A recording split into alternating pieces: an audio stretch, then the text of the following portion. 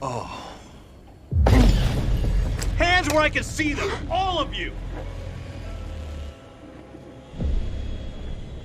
He killed them. No talking! I said, hands where I can see them! Thank God you're here. You have to help us. Until I know what's happening here, no one moves.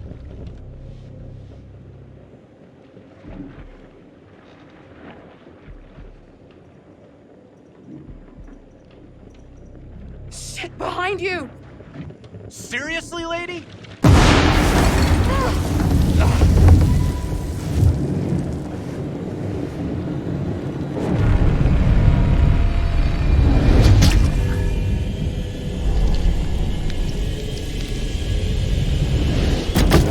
Holy shit!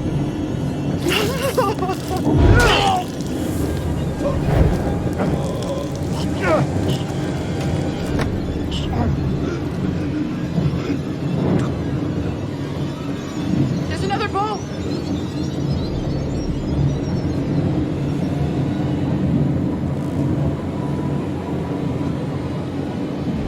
The gun! Grab it!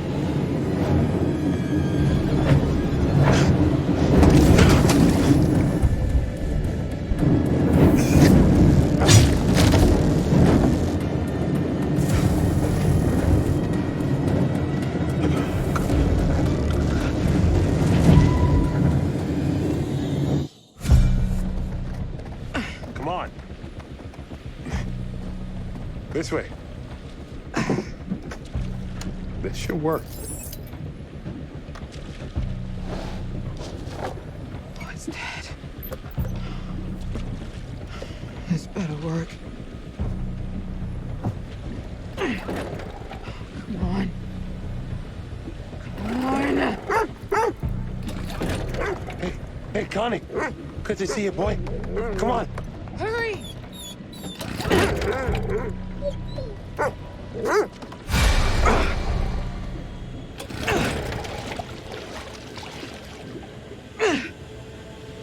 Oh, motherfucker. Yes, floor it!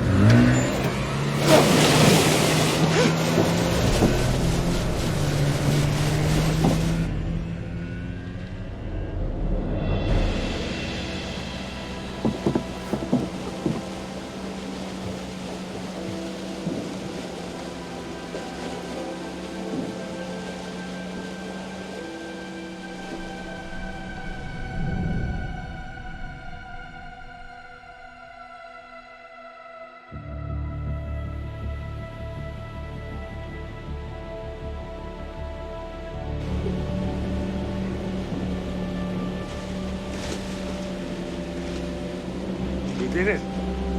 We're gonna make it. Not all of us made it.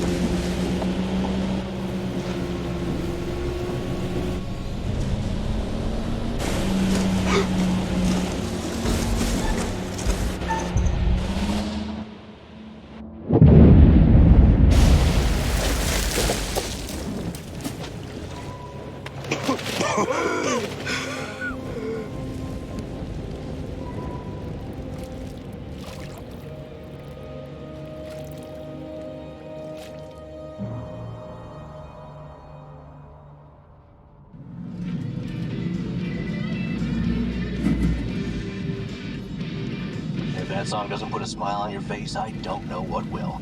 We have a non-stop block for your favorite classic rock after this break. No damn commercials.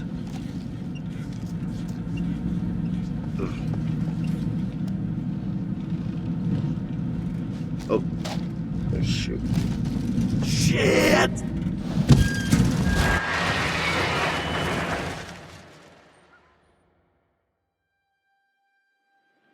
And I looked up, and there they were just in the middle of the flippin' road, waving their hands and arms like a bunch of crazies.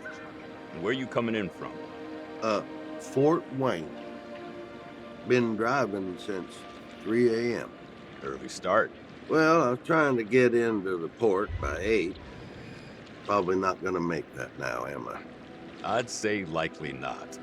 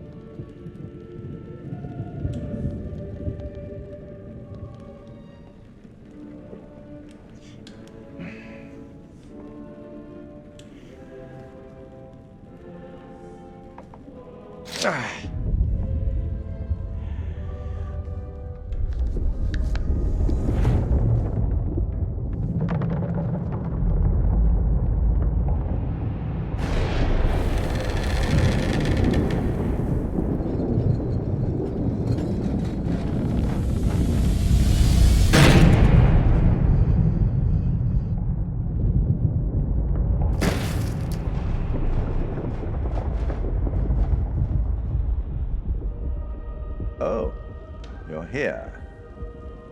All good things must come to an end, but how good was the end for our crew?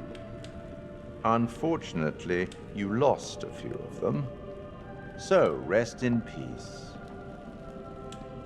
Kate. It's a final close-up and cut.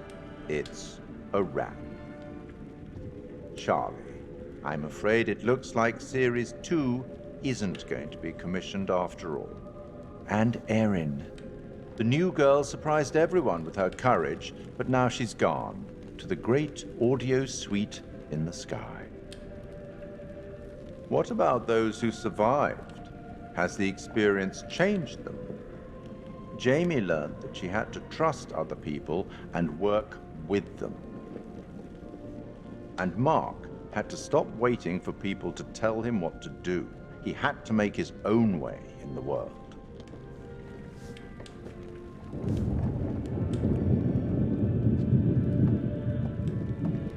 I'll tackle the paperwork in the morning. Can you find your own way out? It was, as always, enlightening. I have no doubt we'll meet again in the future. Farewell.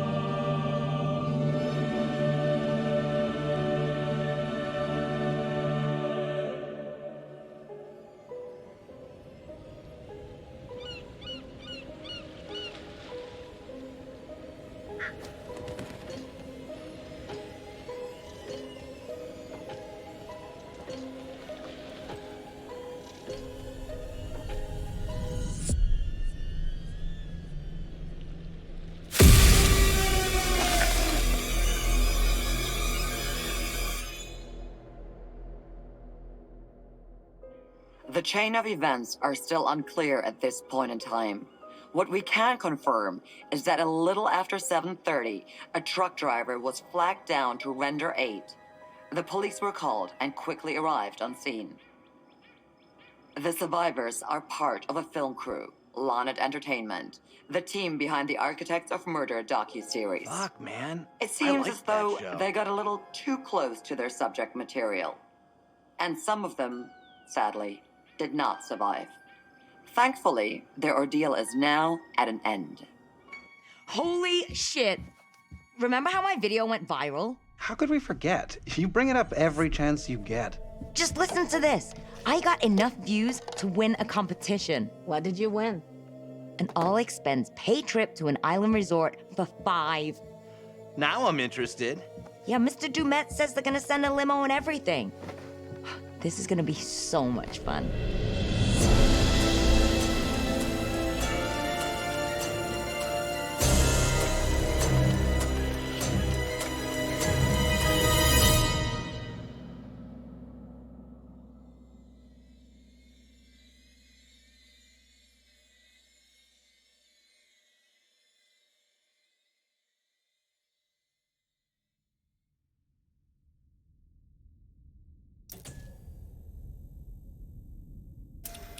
Oh, death.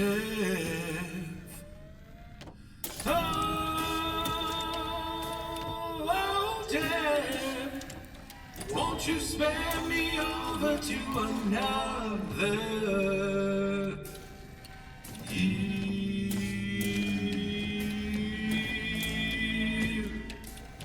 Oh, what is this I cannot see with icy hands taking hold of me? Oh, death and death, none can excel. I open the doors to heaven and hell. Yes, I have come to get your soul and leave your body and leave it cold. To drop the flesh from on your frame, the earth and worm both have their claim. I said, oh, death, oh, death, won't you spare me over to another eve? I said, oh, death, oh, death, won't you spare me over to another year? Now death, if this is true, please give me time to reason with you. From time to time you heard and saw, so close your eyes and unlock your jaw. I'll lock your jaw so you can talk. I'll fix your feet so you can walk. And I'll dim your eyes so you can see this very hour. Now come with me. I said, oh, death, oh, death, won't you spare me over to another eve? I said, oh, death, oh, death, won't you spare me over to another eve? Now death, please give me time to fix my heart and change my mind. Your heart is fixed, your mind is broad. I'll have your shackles to drag you down. Too late to all farewell. My dawn is fixed, I'm summoned to hell. As long as God in heaven shall dwell, my poor soul shall burn in hell. I said, oh, death, oh, death, won't you spare me over to to another eve. I said, oh, death, oh, death, won't you spare me over to another eve?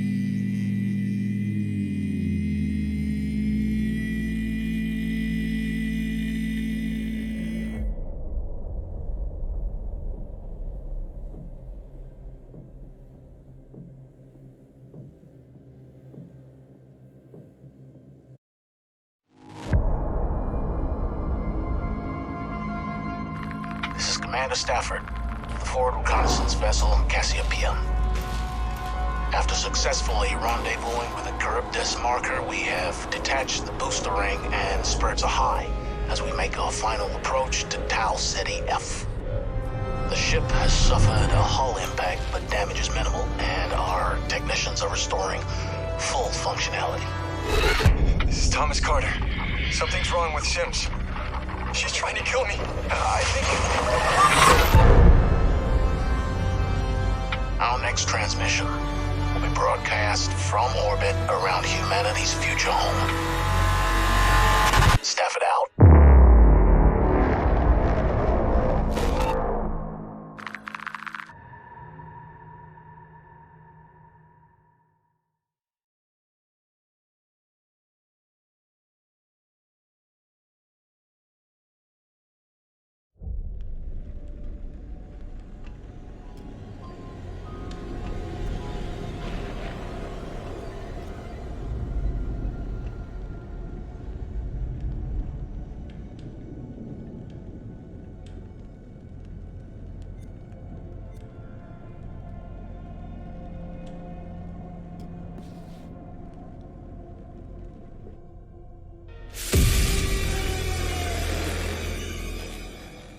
My name is Kate Wilder. I've got a master's in criminal psychology. I'm an investigative journalist and hope to make a difference. Hey, we're here with Jessie Buckley to talk about Supermassive's brand new game in the Dark Pictures anthology, The Devil in Me. So let's start at the beginning. Tell us a bit about the character that you play. I play a character called Kate Wilder, who is a presenter who's part of this documentary team who are doing a show about the serial killer H.H. Holmes. America's first serial killer confessed to 27 murders. The number grew significantly. Nearly 200 lives. I'm a serial killer documentary watcher. Is that your jam too? Yeah, I'll watch a serial killer documentary. Right? It's really relaxing. Like, okay, cool. Yeah, I can it's chill kind out. of fascinating why we're all addicted to kind of those stories. We need a plan. Forget his games, traps, all that bullshit. Think about the killers we've covered. There's always a weakness. I'm not playing detective. I just want to survive. Playing detective is how we survive. So what interested you in the role of Kate?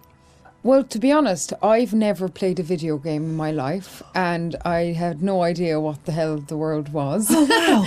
Okay. So that was firstly why I kind of was like, oh yeah, that sounds new and fun. And yeah, and then I read the script and talked to Alita, who's our director, and it just seemed like a really lovely thing to be part of and something new and fun. And I can't believe how they create this world. Action. You know, usually I just get a script and it's like 70 to 100 pages long, but there's like 300 pages in one script. It's unbelievable. So as you kind of mentioned, the game has multiple branching paths, so your character could end up in any number of situations. What's it like to film a scene, multiple times with different endings? What I've found is like you can only be in whatever strand you're in at that time and figure out the emotion of it at that moment, because then you can offer up something completely different when you go into a different strand. And it's a very immediate experience, which I guess is also what a player will feel when they're doing it as well. So I just kind of try and keep my head in where we are right there at that moment. And if I was trying to think of what was happening in the other strand, it would be a disaster. It must be really hard, yeah, because you kind of have this mapping, I suppose, in your brain of what the outcomes could be, and then just trying to stay in that moment. It's very interesting stuff.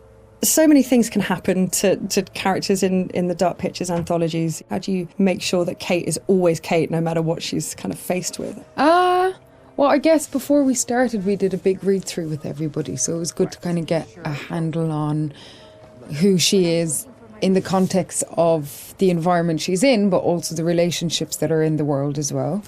It just kind of reveals itself from the script, and I just kind of let her run free and see what That's so cool, happens to her. Yeah, I don't think anybody has continuity in themselves. I don't anyway. It must be very difficult. Yeah, really difficult. And that's it. I guess it's quite good fun to then go, okay, let's go with this and see where we end up. Well, I think also Kate lives on the knife edge of she has a genuine obsession and curiosity about serial killers. So there's part of her that's kind of running towards it and part of her that's running away from it, you know, and all of them have come to be curious about H.H. Holmes, but also with that, you're kind of living a real life horror as you're going into this world. So, come on, Charlie. What do we know about this guy? And everybody's fantastic, and they're all such distinctive people, you know. And they all somehow genuinely feel like a crew, you know, Nice, yeah. You kind of have the kind of riffs. Charlie is thinking. She looks a lot like a temper tantrum. And the new fledgling loves, and then the kind of creeping horror of your life. What are you doing with your life? Sounds very familiar. Yeah, I think I've been there at 3 a.m. What is all of this? Okay, so let's talk about the setting that Kate finds herself in. I've heard something about murder castles. I'd like to know more. So the production company that Kate works for, Lonnet Entertainment, they get a mysterious call from a stranger who says that he's basically made a replica of H.H. Holmes' murder castle. Wicked. And invites them to come and document it because he knows that they're interested in serial killers. And Lonnet Entertainment, which is run by a character called Charlie, is kind of hard up, but only Charlie knows that. And so even though Kate is a bit kind of resistant to go because it just feels like another kind of fuddy-duddy thing, they agree to go to this island as one last kind of hurrah. It sounds like absolutely nothing awful is going to happen. It sounds like a perfect setup. I'm going to have a cup of tea. Delightful. Yeah, lovely island. Very nice. Look! Years are the wine that fill the cup of time. So in the game, you've got quite a limited inventory. Which items would you take into the house if you could take anything? I'd probably take, I think, look, all these mad people are just in need of a hug. So I'd probably take a bottle of wine and just be like, mate, let's just sit down, have a glass of wine, talk about what's going on here. Get Charlie's fags. Come here. Have let's a fag. Just calm down. That's my weapon of choice. I'd kill him with kindness. Well, you could at least start with the wine, and if that doesn't work, you've got the bottle. So I mean, it's perfect. You're done. And if not, I could just drink it myself and have a lovely time. Some kind of belt with 3 or 4 of them attached. Off you go. It's all going to be fine. And if it's not fine, you're not going to know about it. Yeah. Done. Perfect. Good choice. Think it's okay if we pour some wine? God, please do. So you've mentioned the chase scene with the other girls. Was that fun? That genuinely was fun to be running and scared and all of that? Yeah, it's always fun. I mean, I think everything's kind of fun. So thank God it's not something that happens regularly in your real life. So when you get to be part of something where it's super heightened and surprising and otherworldly things can happen, and you've got these 2 excellent kind of birds beside you who are like fighting off the demons, and you're genuinely scared and you're kind of doing it together, it's it's brilliant. Move your ass! Go! I've been around mocap. I've seen mocap. It fascinates me. What was that like? And more so, what's it going to be like to see your face in a video game? To wear a mocap is like, I mean, you just feel like you've got a huge nose because you've got this cycling helmet on, but then it has a huge beak at the end where there's a camera. And sometimes when they're putting it on, you can see the other actors already kind of lined up, and it's very close. It's very scary. No! You're gonna kill me! But yeah, I think it'll be super interesting. I don't know, maybe I'll look a bit better. They'll doctor me off or something. Kate's just a better version of me. Yeah, it'd be really interesting. It's going to be very cool. As far as, let's say, traditional acting versus video game acting, what were the differences? Was there a huge kind of difference between the two? I'd say the main difference is just the speed at which you work when you're making a video game. You still have the same intention, and narratively it's the same kind of experience because you're creating characters together and you're creating a world together, and our wonderful director is like interacting with us as a film director would. And also you're on a stage where there's little square boxes and there isn't a costume, that's something that's added later, and all that's being caught is the emotions on your face. It must be quite intense when it's just focusing on your face. That must be a real, intense experience. Although, to be honest, the scripts they're really good, and so I don't really try and think about that too much, whatever the situation. I think if I did think about it, it would be an awful disaster. Yeah, may change the situation entirely. You just kind of listen to everybody else that's there and get on with it. We need a plan. Forget his games, traps, all that bullshit. Think about the killers we've covered. There's always a weakness. You suggesting we invite him to tea and psychoanalyze? I'm suggesting we use our heads.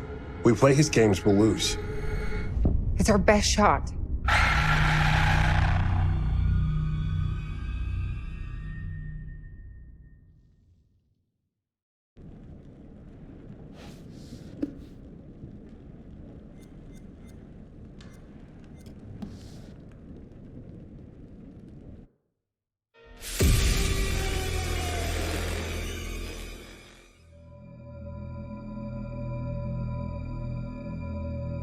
Torture chambers, secret passageways, vats of acid, and deadly vaults. In 1895, Chicago police unearthed horrific evidence of torture and multiple murders at the sprawling castle of H.H. Holmes. Masquerading under the guise of caring doctor, kind husband, and prominent businessman, H.H. Holmes was a contemporary monster, designing his buildings solely for the disposal of human bodies. Torture Doctor, Monster of 63rd Street. H.H. Holmes was America's first serial killer.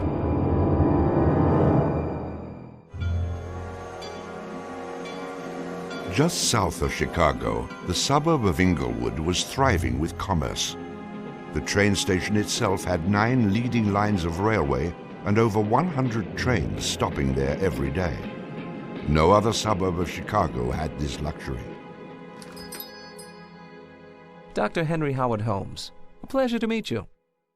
Arriving in Chicago, Holmes finds work immediately at the E.S. Holton drugstore, located at the southeast corner of 63rd and Wallace in Englewood. Several months later, Everett Holton dies of supposed natural causes. Then Claire Holton, his wife, disappears after selling the drugstore to Holmes. Owning the drugstore, Holmes had a steady flow of cash. He would often purchase and resell goods and properties under his numerous aliases. In addition to scamming creditors, Holmes obtained his funds from other phony inventions, such as a mineral water elixir, which in reality was obtained from the city's water supply. 1888, Holmes secures a lease on the vacant property across the street from the drugstore, the southwest corner of 63rd and Wallace. It is here that Holmes will make his horrific dreams come true. He will construct a building for which the entire world will remember him. Fantasies start very young, and so what he did then was he took a step furtherance of his fantasies to make it reality.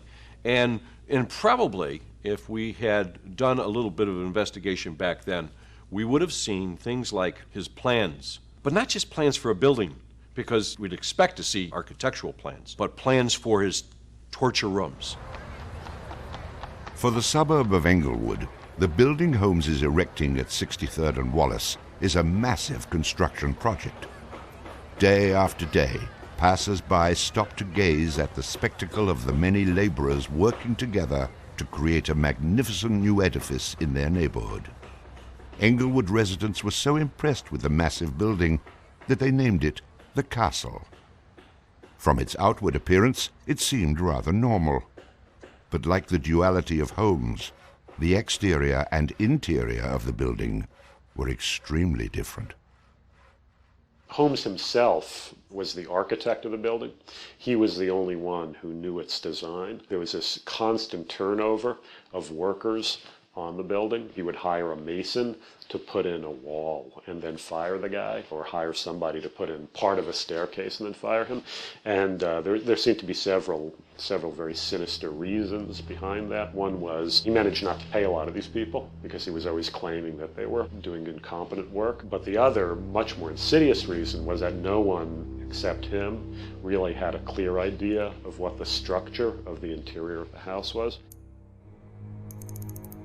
He had a huge bank vault installed in one of the rooms. And the way he did it was he put the vault in first while the building was under construction, and then built the room around it. And he bought this thing on credit and then refused to pay for it. The bank company said they were going to repossess the vault. Holmes said, well, come on in and do, but if you damage my building in any way, I'm going to sue you for everything you're worth. The bottom floor of the castle housed a pharmacy, jewelry store, barber shop, restaurant, and a blacksmith shop. Behind this innocent facade was a Gothic house of horrors designed by the mind of a monster.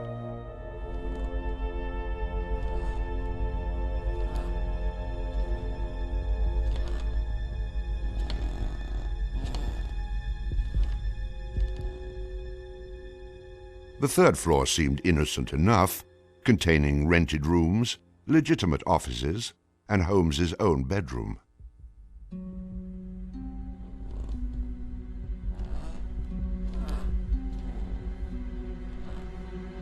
But it was the second floor that contained 35 rooms, many specifically designed as killing chambers.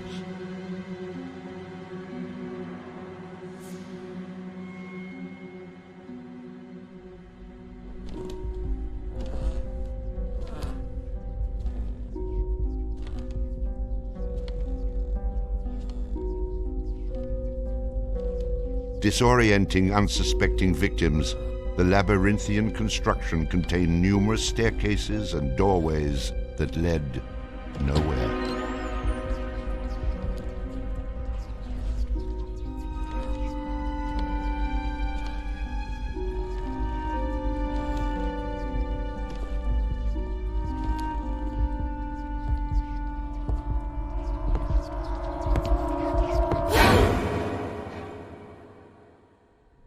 For a quick method of hiding a victim's body, a concealed greased chute and trapdoor led directly into the basement of the castle.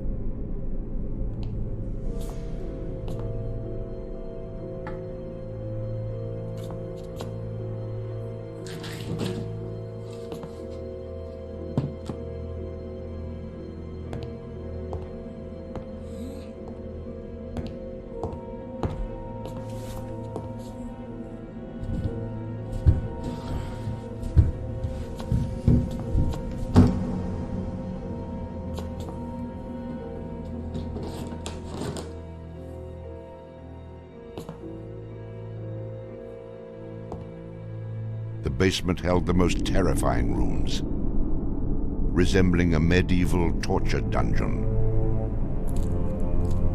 Acid vats, quicklime pits, and a crematorium disguised as a glass-bending furnace were Holmes's favorite methods of immediate body disposal.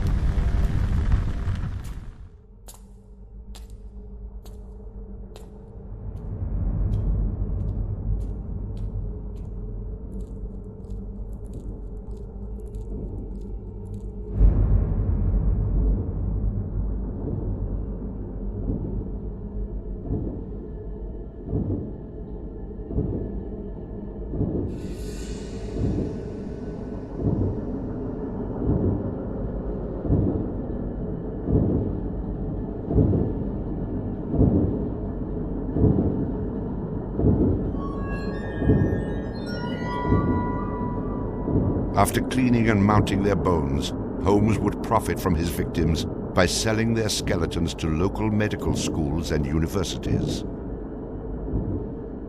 Holmes would make a killing in Chicago, financially and literally.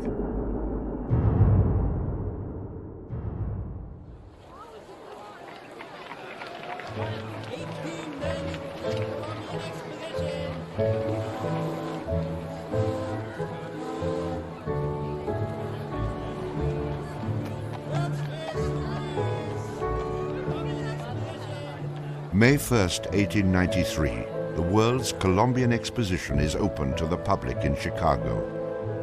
Spanning 600 acres, sprawled out along beautiful Lake Michigan, the magnificent fair is a monumental sight to behold. Over 20 million people from around the world would attend the dazzling World's Fair between May 1st and October 30th, 1893.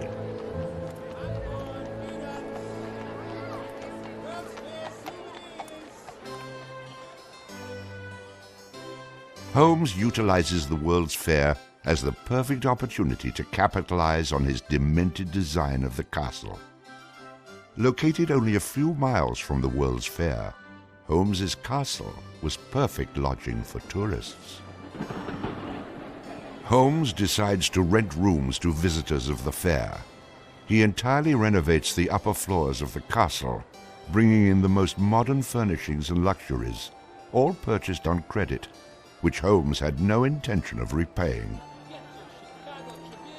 In addition to placing newspaper ads for rooms to rent, Holmes visited the fair with several of Benjamin Peitzel's children, preying on elderly women who flaunted their wealth, making sure he invited them back to the castle for a warm night's stay in a soft bed. They're not calling their relatives, telling them where they're at. They just know that they're going to Chicago to see the Columbian Exposition. Perfect victims, because they're unknown in the city. Their relatives, wherever they came from, know that they were coming to Chicago, and they never came back. Now, how do you start to find them? They don't even know where they stayed. Perfect, easy victims. I'm sure some of them got in and out of his place with no problem. And others, they walked in and they never checked out. Some of the rooms had been completely lined with asbestos to make them soundproof. Hidden in Holmes's office was a master control panel which connected to gas lines leading into airtight sleeping chambers. Holmes would lead his victims into the rooms, lock them in, and turn on the gas,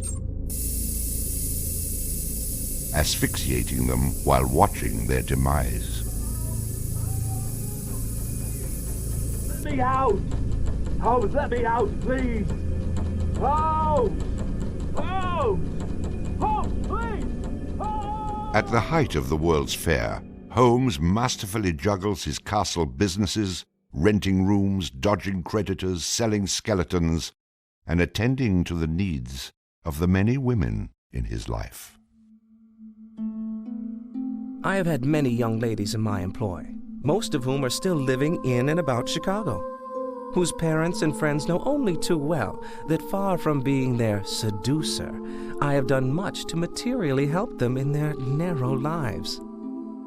Being a personable, attractive young doctor and businessman, Holmes won the hearts of many women throughout his life. At one point, Holmes managed to secretly have 3 wives, each never knowing of the others. In 1890, Julia Connor became Holmes's employee and mistress, living at the castle with her daughter Pearl. When she became pregnant and demanded marriage, Holmes agreed on the condition that she allowed him to perform an abortion on her. She agreed. Neither Julia nor her daughter Pearl were ever seen again. Just a week later, Holmes sold a clean, articulated skeleton to the Hahnemann Medical College for nearly $200. In 1892, Holmes acquired another mistress, Emmeline Cigrand, and employed her as private secretary.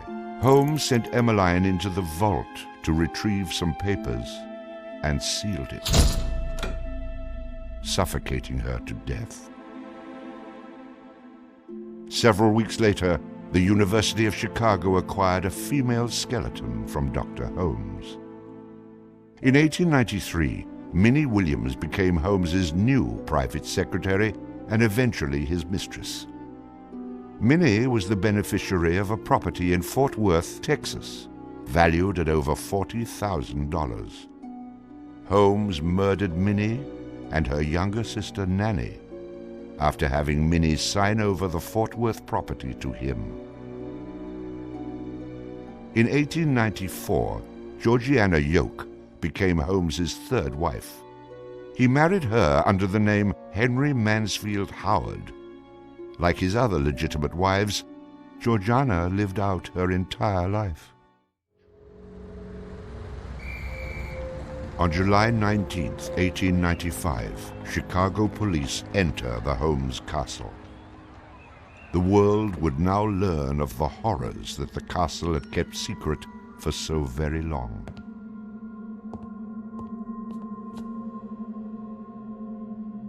As disoriented detectives and police searched the upper floors of the castle, the true depths of Holmes's evil were waiting in the basement.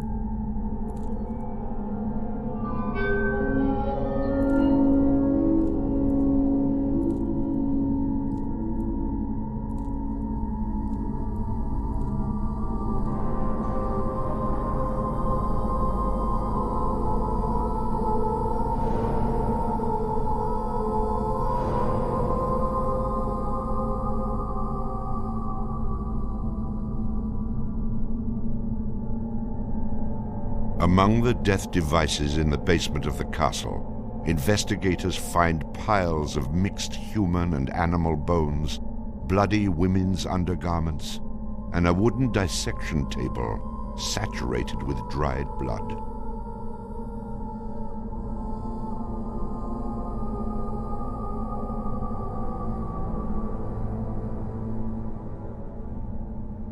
Chicago police were inundated with names of people reported missing from the World's Fair. 50 missing people were eventually traced to the Castle of Horrors. The evidence, blood and bones found in the basement posed a problem for 19th century criminal investigative techniques. It was very difficult to go and identify even the bones as being human in origin, because with the very small fragments you didn't have enough of the identifying characteristics to be able to make that ID.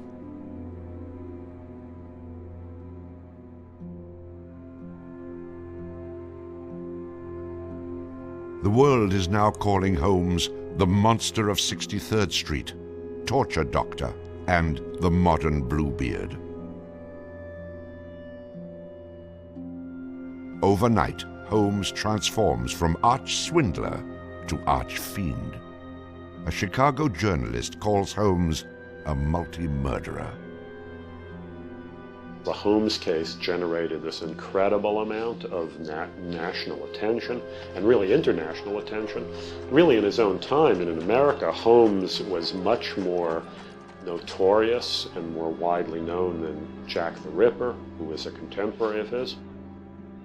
Then as now, people were very, very fascinated to sort of visit the sites of these terrible crimes. And his castle became a kind of tourist site. And there were various people who wanted to take it over and turn it into a kind of murder museum.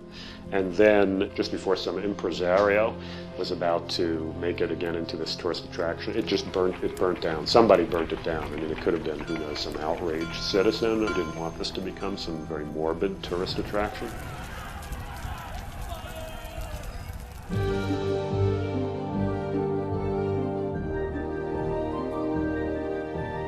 Holmes's trial was kind of the O.J. Simpson trial of the day. It just generated this huge amount of publicity. The case had become a kind of national obsession. Of course, there wasn't CNN or Court TV back then, so it couldn't be covered quite as relentlessly, but it was covered very, very extensively. There were true crime books and pamphlets and all kinds of stuff. And Holmes himself had become a sort of folk figure almost, you know, the sort of national boogeyman.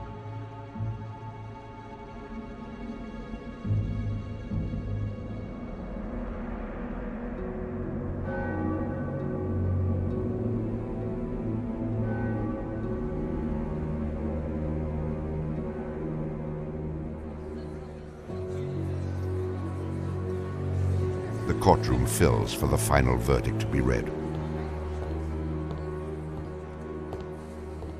Holmes becomes extremely nervous when not one of the jury members looks at him. In his entire criminal career, this is the moment Holmes never believed would occur. He is found guilty of murder in the first degree. Herman Webster Mudgett, alias H.H. Holmes, would be hanged on May 7th, 1896.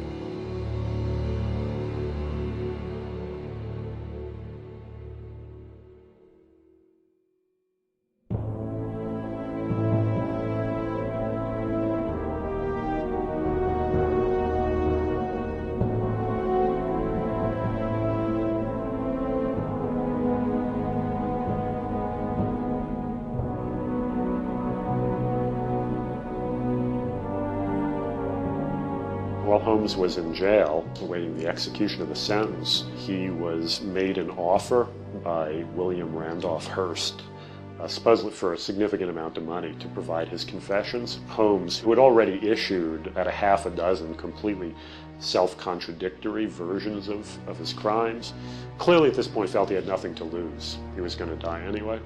In this confession, he did a complete about-face and portrayed himself as the worst monster who ever lived. He just basically confessed to every crime anybody had ever suspected him of and threw in a few more for good measure. He's reliving the fantasies after the fact now. He's reliving the fantasies of things that he did.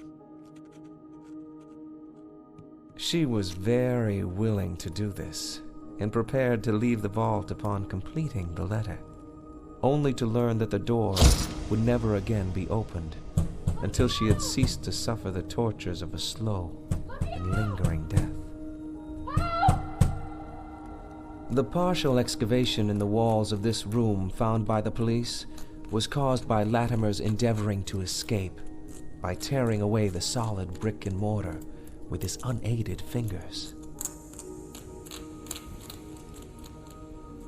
I closed the door and turned on both the oil and steam to their full extent. In a short time, not even the bones of my victim remained. It was the footprint of Nanny Williams that was found upon the painted surface of the vault door, made during her violent struggles before death. Only one difficulty presented itself. It was necessary for me to kill him in such a manner that no struggle or movement of his body should occur. I overcame this difficulty by first binding him hand and foot, and having done this, I proceeded to burn him alive by saturating his clothing and his face with benzene and igniting it with a match. As soon as he had ceased to breathe, I cut his body into pieces, and by the combined use of gas and corn cobs, proceeded to burn it with as little feeling as though it had been some inanimate object. I immediately took them to the Vincent Street house and compelled them to get within the large trunk, through the cover of which I had made a small opening and ended their lives by connecting the gas with the trunk. Then came the opening of the trunk and the viewing of their little blackened and distorted faces. Then the digging of their shallow graves in the basement of the house. The ruthless stripping off of their clothing and the burial without a particle of covering save the cold earth.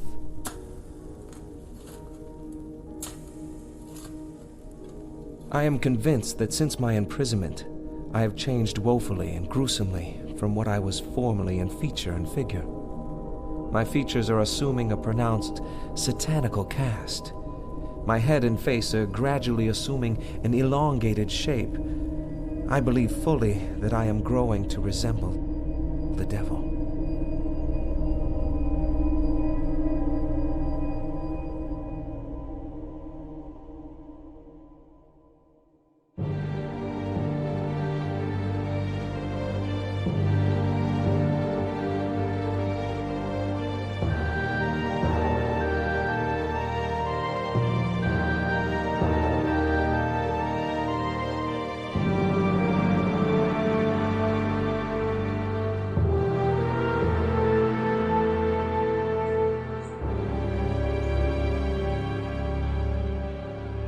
On the gallows, just before he died, he recanted. He claimed that the confession that he had published was a complete fabrication. The extent of my wrongdoing in the taking of human life consists in contriving the killing of 2 women that have died at my hands as a result of criminal operations. That is all I have to say.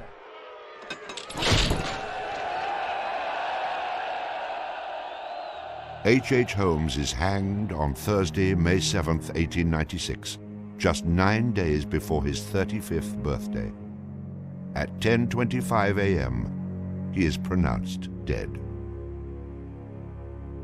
He was very concerned that after his execution, his body would be dug up either by medical men seeking to dissect his brain and find out what made him tick, or just ghoulish sort of, souvenir hunters, and he requested that he be buried within a big slab of concrete, which he actually was. One of the things about Holmes is that nobody knows for sure how many people he actually killed, although in my researches, which were pretty, I feel, thorough and extensive, it seemed very clear to me that he murdered at least 9 people. There have been stories that he killed 50, 100, countless people, particularly in Chicago at the height of the World's Fair.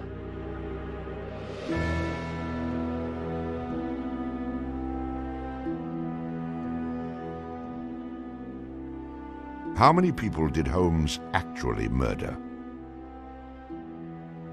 Most likely, no one will ever know. Holmes and the many other people that came in contact with him are long gone, having taken the answers with them to their graves. I was born with the devil in me. I could not help the fact that I was a murderer no more than the poet can help the inspiration to sing. I was born with the evil one standing as my sponsor beside the bed where I was ushered into the world. And he has been with me since.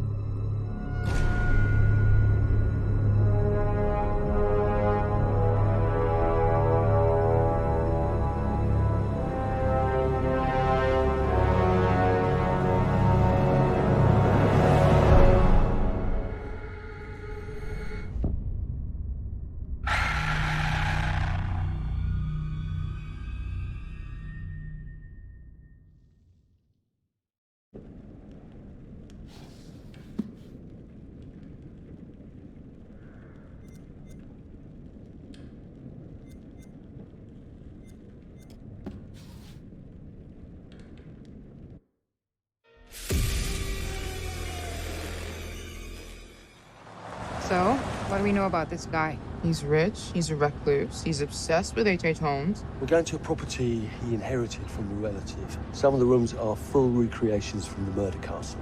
Dumet has blueprints, documents, artifacts. Totally sane, I'm sure. There are various elements we knew we wanted to explore when designing the hotel, from developing areas and set pieces that generated a constant sense of uneasiness and tension, to memorable trap rooms that forced the player into frantic life and death decisions. I'm so sorry. We took a lot of inspiration from Holmes' original murder castle, as we wanted to capture the way that Holmes' castle was created to disorientate and confuse his victims. Welcome to the World's Fair Hotel. As cunning as Dumet is, not everything in his castle runs like clockwork anymore. His operation has become so vast that he can't maintain everything, and the Lonnet crew have turned up at just the right time to exploit that. The production design for the hotel needed to reflect the original design, utilising a Victorian-style facade and castle turrets, interiors with ornate mouldings and panelling, being made larger to accommodate the game's intention to be used as a vast labyrinth to create fear and horror. This included the hidden rooms, sliding walls, trapdoors, and secret basements, but with extra central monitor rooms and death rooms, all hidden from the guests, providing multiple layers and multiple levels to explore, unveiling the horror within. Special attention was given to the design of the areas such as the lobby, the bar area, and the dining rooms to provide an authentic, believable Victorian hotel, bringing a feeling of magnitude and foreboding to intimidate the player. Guys? Is that you? The hotel guest rooms were designed to be opulent yet aged, in keeping in style with furnishings and fittings, yet having additional modern electronic window shutters installed to trap the victims. Secret observation rooms were also built adjoining, with hidden doorways to enter. Corridors were cleverly designed to include mechanical sliding walls hidden within the Victorian framework, used to change the layout of the labyrinth throughout the hotel. Fuck. The murder inventions designed within locations included the suffocation and crushing rooms, furnaces, and acid baths. The monitor room was a newly constructed area, deep within the core of the hotel. This room allowed Dumet the full control of the labyrinth and its workings. In The Devil and Me, we make use of a range of mechanics new to the Dark Pictures series to help convey the unsettling mood and threat of the hotel. With an expanded focus on exploration, the player spends a lot of the time exploring the hotel's labyrinthian corridors, and as each character revisits a shared area, the feel of it changes. Each character has their own unique light source. Erin and Jamie, as the practical sound and lighting techs, have fairly straightforward torches, with Erin's directional microphone providing an additional small light when in use. Mark, the camera operator, has his camera flash, lifting the darkness in short bursts and providing mini jump scares as the player suddenly sees something out of the gloom. Kate lights her way around with her makeup mirror, providing a small amount of light to fumble through the corridors. And then Charlie's sole light source is his own cigarette lighter, casting the hotel in its flickering orange light and barely really lighting anything at all. Jamie, over here. Each character experiences these shared areas differently through this, adding to the sense of the familiar hotel rooms changing with each visit. It's amazing. The Ellen Hotel was originally built in the 1890s. It was converted into a spa later on until it was abandoned and finally chosen by Dumet for his murder playground. Some parts had been restored, like the rooms the characters stay in and the lush lobby and bar areas on the first floor. We work closely with concept art and art direction to create distinct color palettes and ornate assets that made those areas more inviting while still leaving something unsettling about their imperfections. But elsewhere, we could show the hotel and spa's original treatment rooms and the indoor pool which had fallen into disrepair and other thematically different places. Our second challenge was getting into Dumet's head. We knew that he was supposed to be a very meticulous man. He's the sole architect of this place and proud of his creations. Some rooms are deliberately left in disrepair. We created them with the base layers showing, and we scattered building equipment around to tell the narrative that Dumet still has plans for them. Others he had completely purpose-built. That's where we used a mix of old brick and breeze block materials next to each other to create contrast. And on top of that, There are traps everywhere. Some of the most interesting areas to create were the ones which were supposed to be off-limits to hotel guests. We wanted to show the stark contrast of his personal space versus the one he hunts people in. The team went as far to even design Dumet's handwriting, and we used that on boards and documents to show more of his personality. There's storytelling in every small detail. Lighting in Devon Me is a bit different from the previous Dark Picture games, since we have more explorations and more playable areas in the game for players to freely explore. We had to slightly adjust the way we used to do lighting by adding some new stuff, such as adding more guide lights in the environment for direction, or add some interactable light fixtures that you can trigger on and off by walking closer or away from them. So there are 4 types of lighting styles in the hotel. The first one is the regular hotel areas where everyone should feel safe and cozy. We try to use more bright, warm color lights with different elegant light fixtures. And the second one is the areas that are either under constructions, used as Dumet's workshop, or places only lit by moonlight or should be pitch black. We used cooler temperature lights or even blue lights for these kind of areas with very low light intensity and very heavy volumetric fog to enhance the claustrophobic vibe and to elevate the tension. So the third one would be the control room where Dumet watches and controls all the activities in the hotel. We want this room to be especially bright, like an industrial warehouse with a cool, eerie mood to separate it from the other rooms. And the last one is all the rooms that are designed to be slaughter stages. Killing is like creating art to Dumet, and he wants all his artworks to be presented epically with audiences, classical music, and beautiful lighting setup.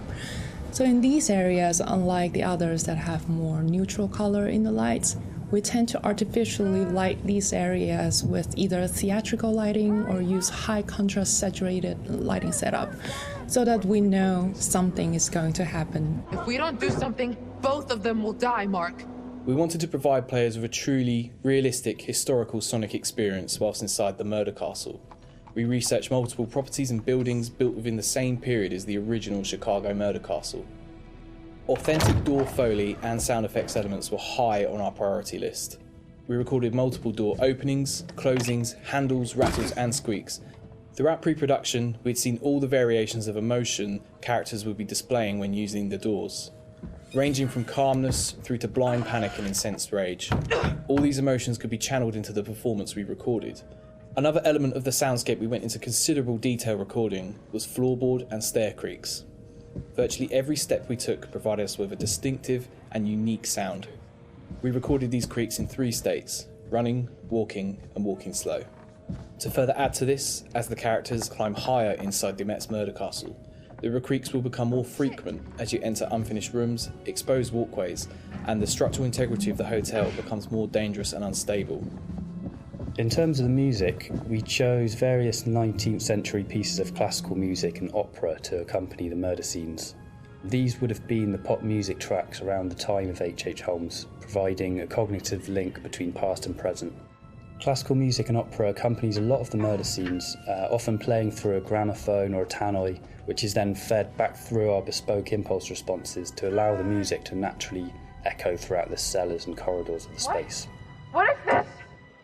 We took a similar approach as well with the abstract sound design, including nods to classic horror films with really discordant, unnerving piano impacts and bowed metal interspersed with electromagnetic recordings, synths and ultra-modern distortion to provide that juxtaposition and that link through time between the historical setting and the modern-day story. Designing the hotel as a play space presented different challenges than previous Dark Pictures games. We've gone from quite open environments in House of Ashes and Little Hope to a more enclosed one with the hotel. The ability to revisit previous environments at different points in the story, with different layouts and different emotional states, meant that we had to collaborate very closely with each other to make sure we designed each area to cater for every requirement. We had to think how a lit corridor would feel if multiple characters roaming around it, versus the same corridor drenched in darkness with just a singular player character. Empty hotels are inherently eerie, and it allowed us to play with the idea of liminal space to try and create a murder castle that felt uncanny. It's something that felt truly unique.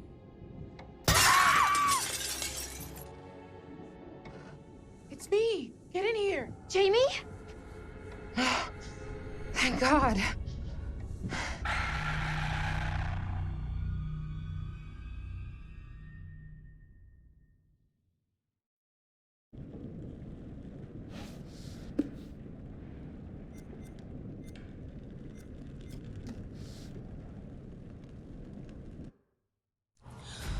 Oh my God, that's gruesome.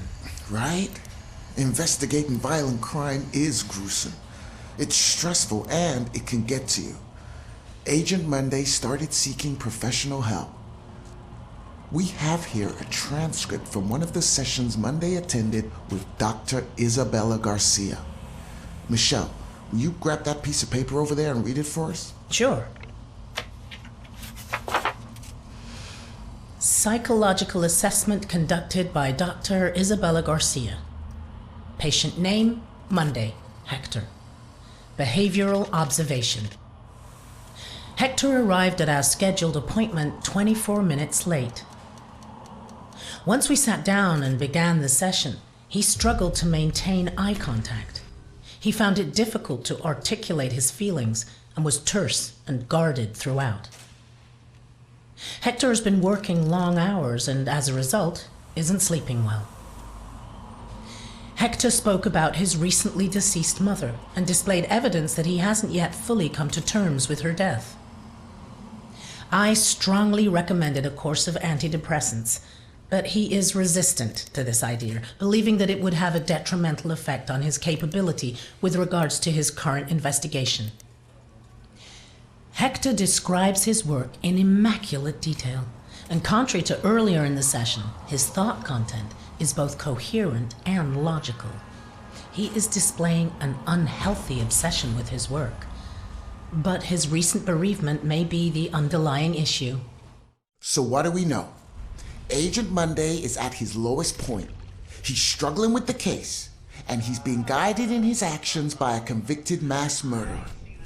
This one is really going to give our listeners something to remember. It's the fourth and final meeting of Agent Hector Monday and the Beast of Arkansas, Manny Sherman. Hold on to your hats. This one is going to get tasty. You want to know what it means to be a killer? You ever been to the art museum downtown?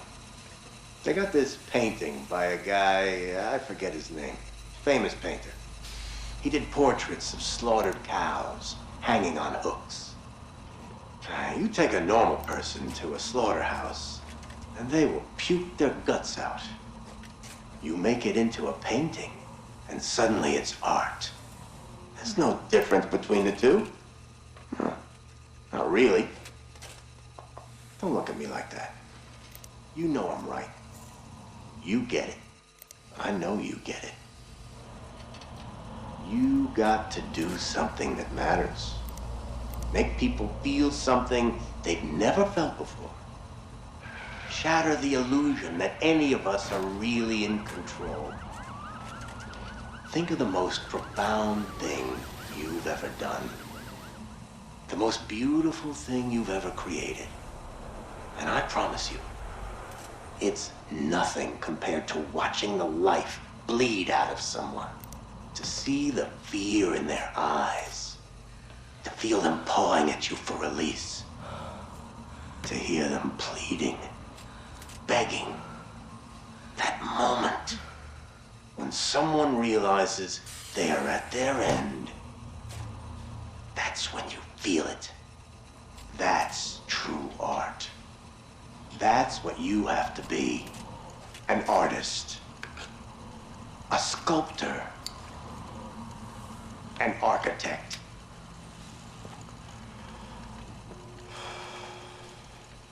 I see the gleam in your eye, Agent Monday. You're not fooling me. Ah, look at you now, huh? Am I gonna be your first? Well, come on then, huh? I'm right here. This room is soundproof. You don't even have to wait for a plane to fly overhead.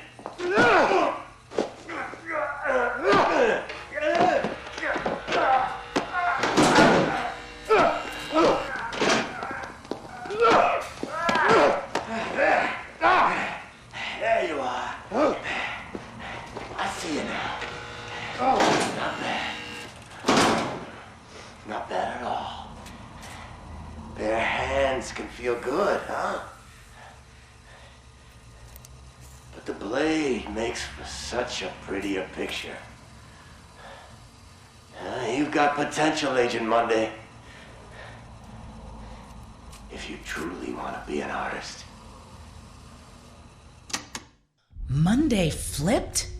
And what was all that stuff about being an artist? That's how Sherman saw himself. He was a killer. Which is why we covered him in episode 117, Michelle. Okay, just listen to this. On June 17, 1998, neighbors reported hearing screams coming from Agent Monday's apartment. I've managed to get hold of the actual audio from the body mic worn by the first responder who answered the call. Chicago Police! Mr. Monday, this is Chicago Police. Can you open the door, please? Mr. Monday, I'm Officer Stanley with Chicago Police Department. Can you hear me, sir? Agent Monday? Fuck! Oh! Dispatch, this is Officer Stanley. I need assistance at 8 West 50th Street, requesting immediate backup. I'm in Agent Monday's apartment. There's blood everywhere, and a body. I need immediate support. I think...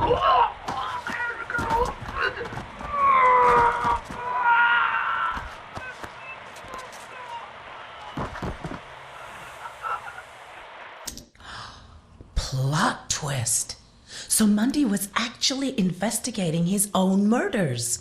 He was the shoeshine killer. I bet you didn't see that one coming. Did they get him? You're racing ahead now, Michelle. Let's hear the moment Officer Richie Martinez cornered Agent Monday. All units, this is dispatch.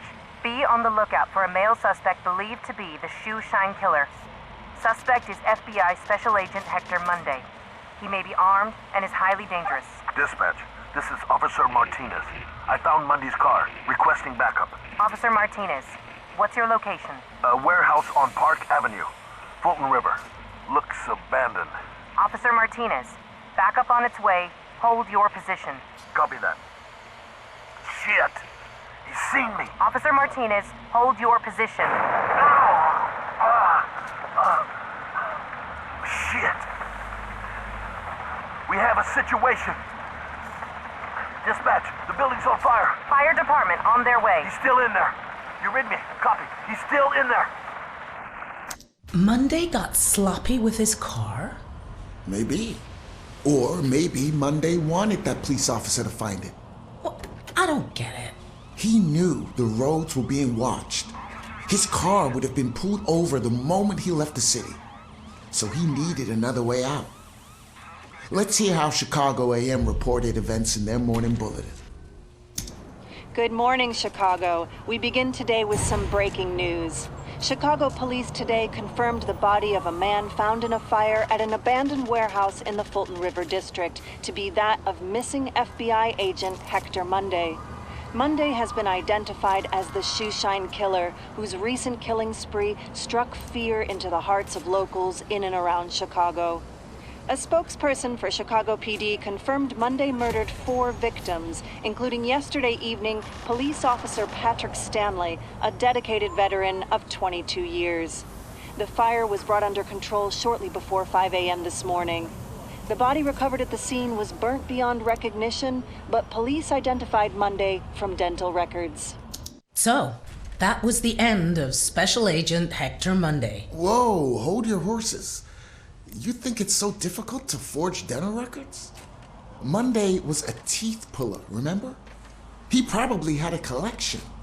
And he was a highly motivated FBI field agent. You think he faked his own death? I don't know. But this case has one more twist. On February 16th, 2001, there was an incident at the Chicago PD Evidence Management Facility. Michelle, can you grab that report next to you and read it out for our listeners?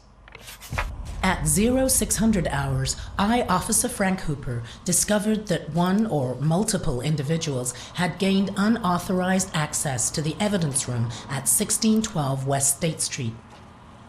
Among the missing items were assets recovered from the apartment of former FBI agent Hector Monday, including books, clothes, notes, surgical tools, and dental equipment. Wait. Keep reading. We are currently running with the theory that this was the direct result of souvenir hunters looking for a piece of memorabilia from the case. End of report. Interesting, right? He set the whole thing up? In that list of stolen items, reportedly, was a piece of paper with a list of names. Aliases? What are you saying? I'm not saying anything. I'm just putting it out there. You think Agent Monday is still at large? Well, if he is, maybe he can call into the show and let us know. Our lines are open. Well, that's all we have time for this podcast. We're taking a short break for a certain anniversary trip next week, but we'll be back after that for more murderous content to delight you all. Until then, this has been Michelle Morello. And I've been Joe Morello. Thank you for listening. Please like this podcast and hit the subscribe button, or I'll send Michelle over to brutally kill you all. I have an axe at the ready. This is Joe Morello saying be safe, don't split up, and keep looking behind you. Good night. Good night.